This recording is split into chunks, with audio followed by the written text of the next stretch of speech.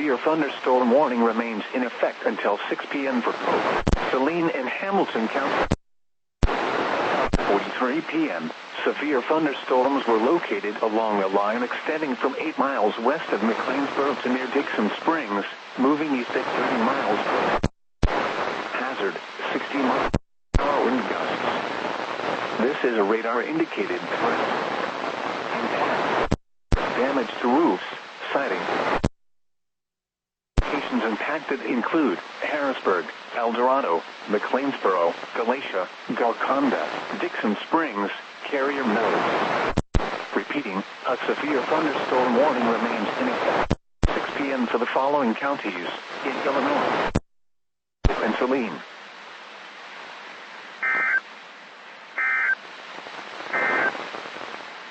Flood advisory in effect.